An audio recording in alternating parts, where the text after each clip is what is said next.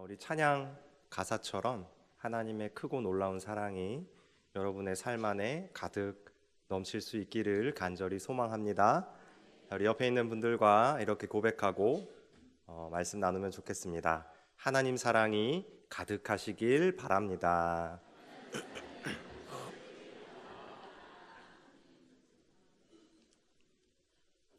네, 우리는 인생을 살아가면서 수도 없이 때에 대해서 묻습니다.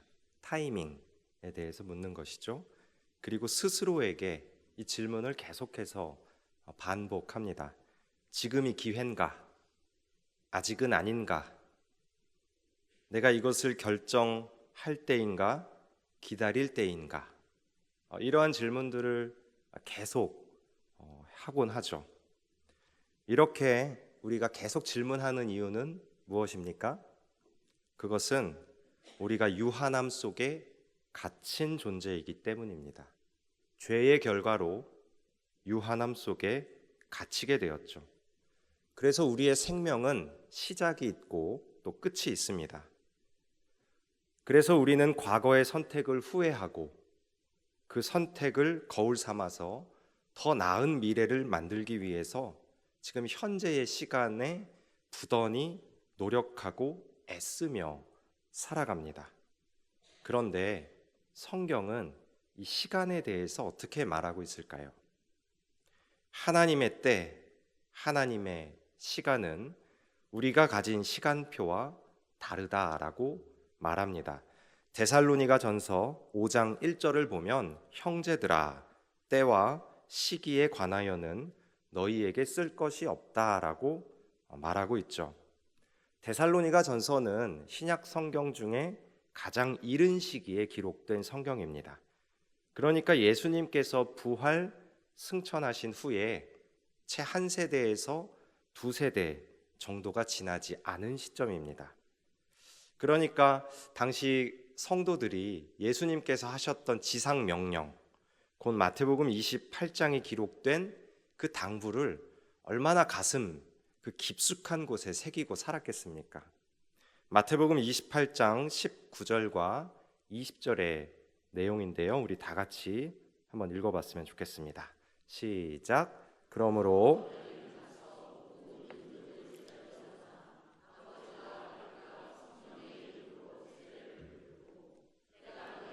분부한 모든 것을 가르쳐 지키게 하라. 볼지어다 내가 세상 끝날까지 있으리라 하시니라. 아멘. 이 당부가 눈에 선한 거예요. 그러니까 당시에 믿었던 사람들은 늘 종말을 염두에 두고 오늘 하루를 복음 그 자체를 가지고 살아갈 수밖에 없었겠죠. 절실했을 거고요. 약속을 성취하기 위해서 꽤 기민하게 움직였을 겁니다. 그렇게 긴박한 그 시대, 하나님의 일을 하는 사람들에게조차 성경은 말하는 겁니다. 때와 시기에 관해선 너희에게 말할 것이 없다. 왜 그럴까요? 하나님의 시간표는 인간의 그것과 다르기 때문입니다. 그리고 예수님께서는 철저하게 하나님의 시간 그 속에서 사셨습니다.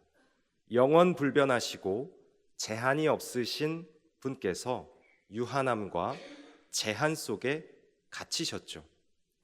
무한에서 유한으로, 무제한에서 제한으로, 전지전능하심에서 제약과 약함이 되셨지만 예수님께서는 그것 때문에 조급해하지 않으셨습니다.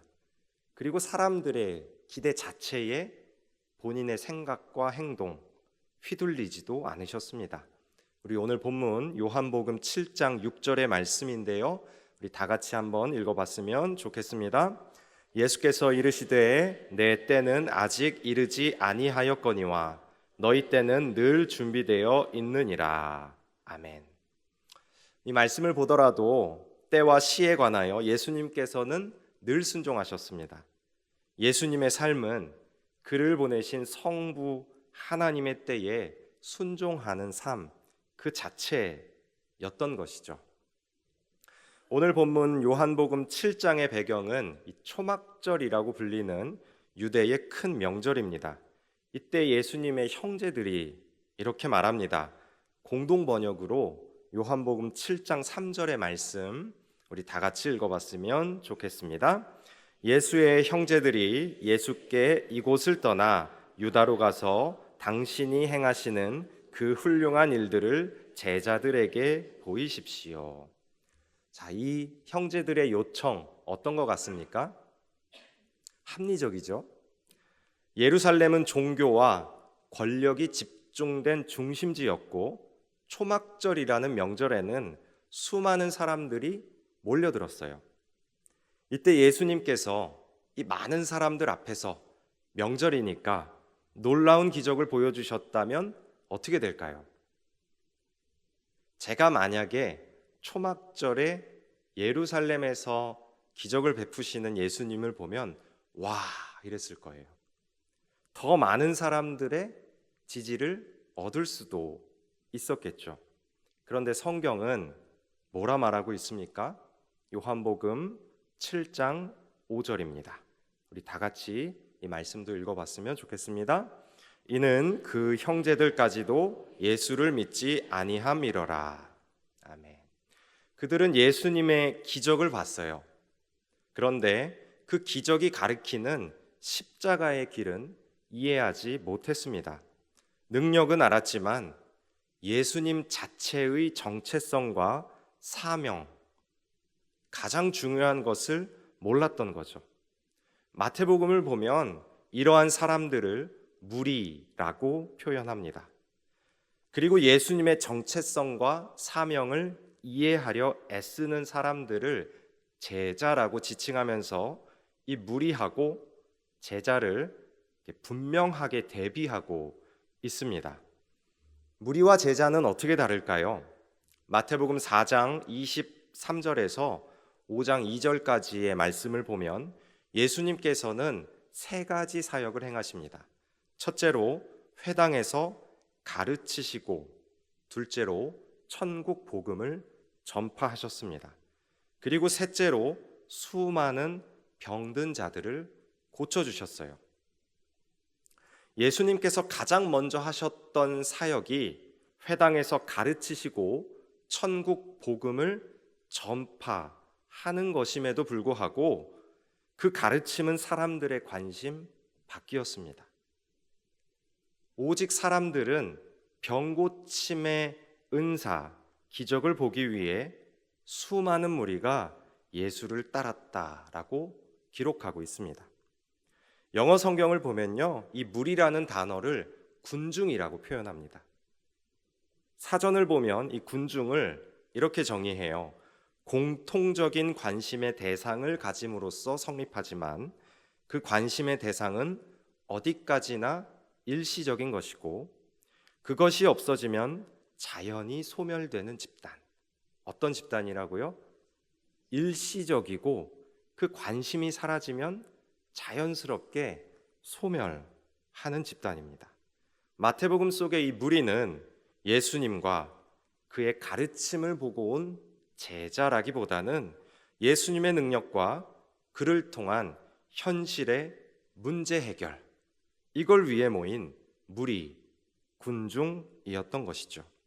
예수님께서는 수많은 사람들이 모여들었을 때 어떻게 하셨습니까? 일일이 다 고쳐주셨을까요? 마태복음 5장을 보면 무리를 보시고 산으로 올라가셨습니다. 하나하나 응하지 않으셨어요. 그리고 제자들과 함께 계시면서 입을 열어서 그들에게 천국 복음, 하나님 나라를 가르치셨어요. 이렇듯 제자는 무리와 다르게 따르는 자, 배우는 자라는 의미를 가진 집단입니다.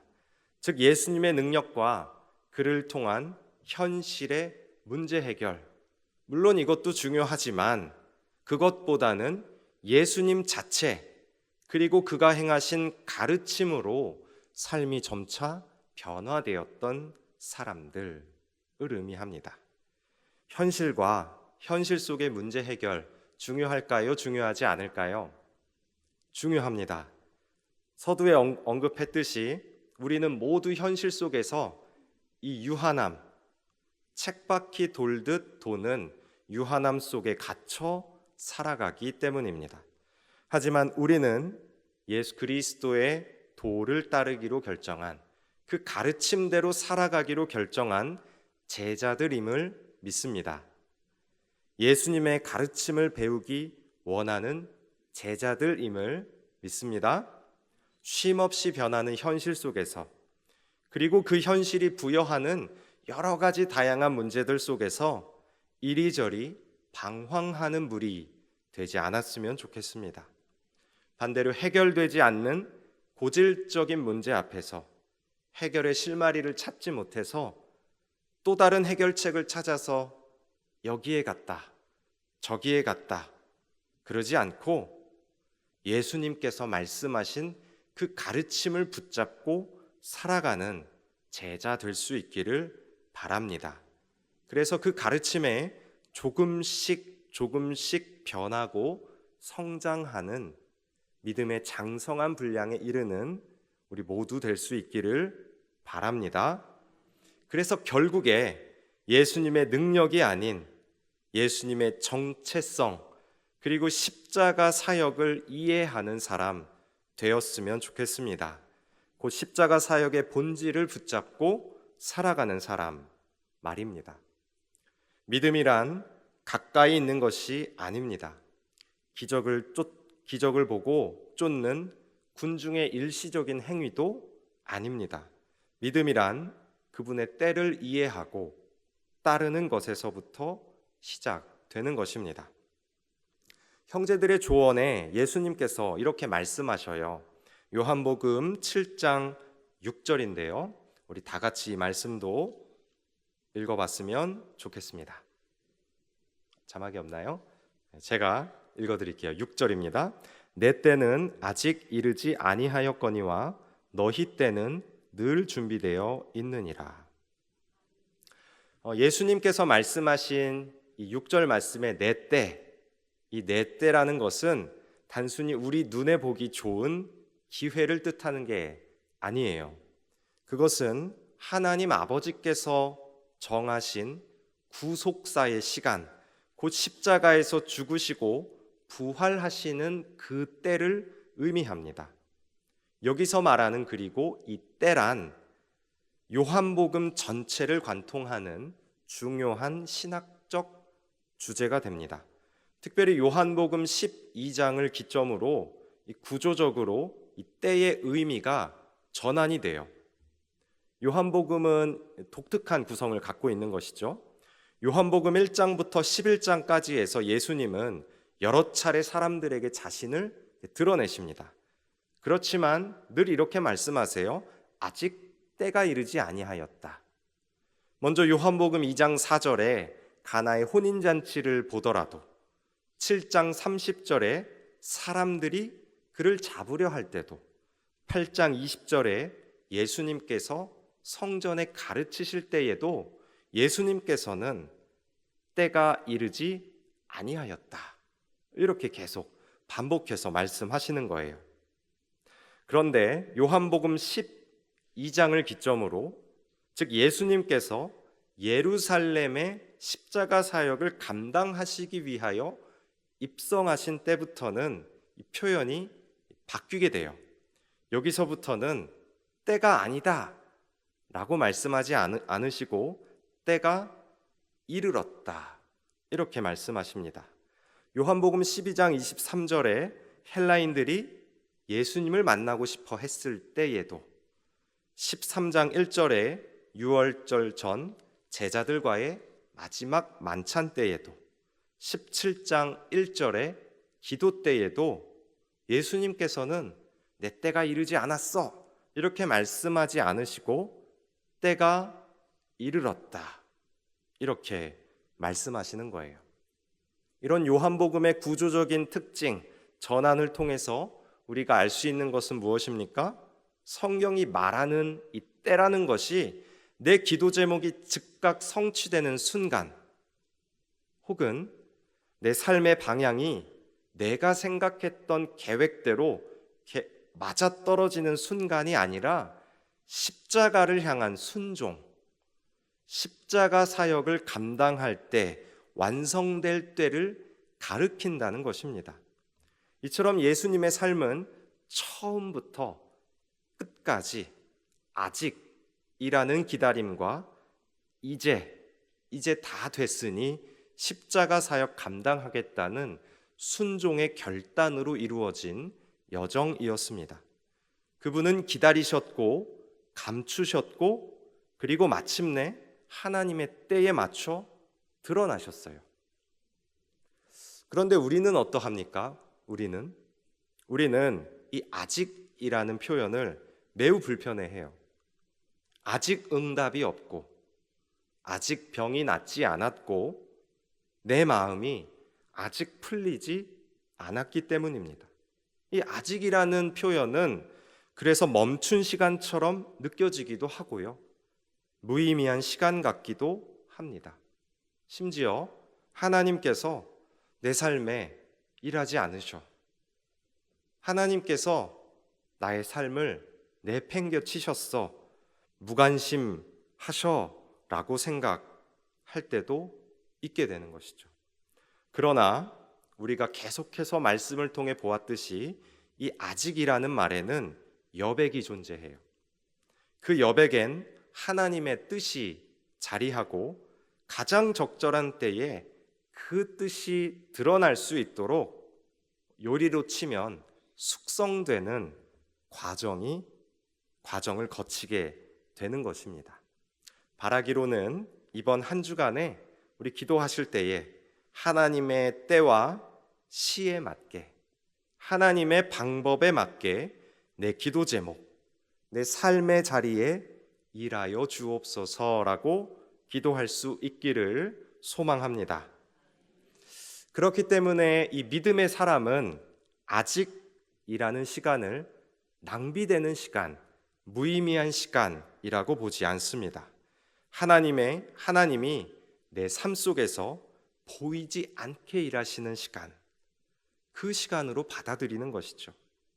무의미하게 기다리는 것이 아니라 하나님이 나의 삶에서 일하시는, 그래서 준비하시는 시간 속에 내가 참여하고 있다라는 것입니다. 수동적인 표현이 아니라 굉장히 능동적인 표현인 것입니다. 앞서 말씀드렸듯이 예수님의 생애는 그 아직의 시간을 견디는 순종의 연속이었습니다. 그리고 아직은 결코 정지된 시간도 아니었어요. 감추어진 시간 속에서 하나님의 뜻은 예수님의 삶 속에서 계속 흐르고 있었기 때문입니다. 그리고 그때가 이르렀을 때 예수님께서는 마침내 내가 누구인지, 하나님의 구원이 어디로부터 오는지를 공개적으로 선포하셨어요. 그 선포가 초막절의 마지막 날 수많은 이들이 몰려 물을 붓는 의식을 바라보는 그 절정의 순간에서 이루어졌습니다.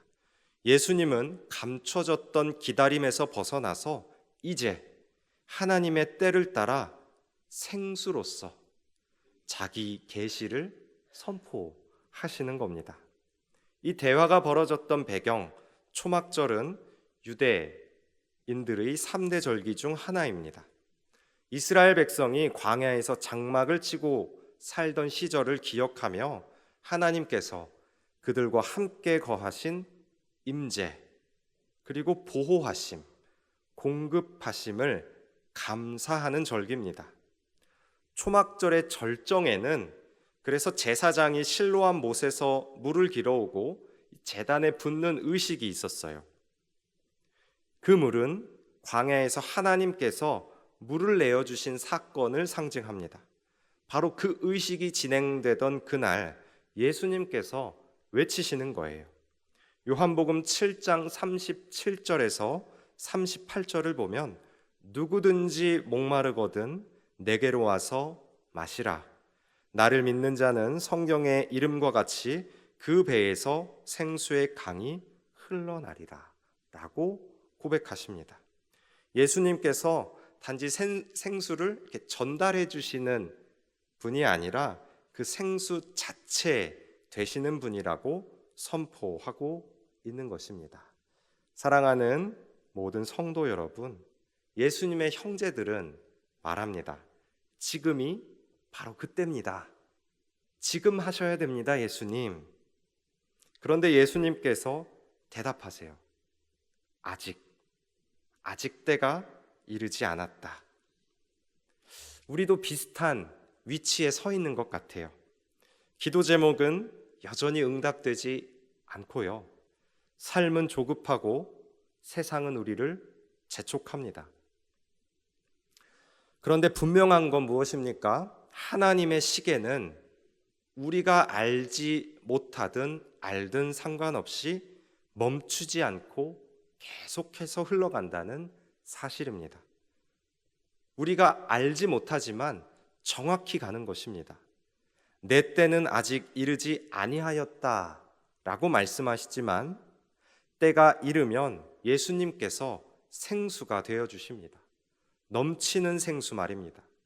반석에서 생수 내셨던 것처럼 하나님께서 우리 각자의 삶에 충만히 임하기를 기대하고 기도할 수 있기를 간절히 소망합니다. 그리고 믿음이란 그 시간 속을 뚜벅뚜벅 걸어가는 것입니다.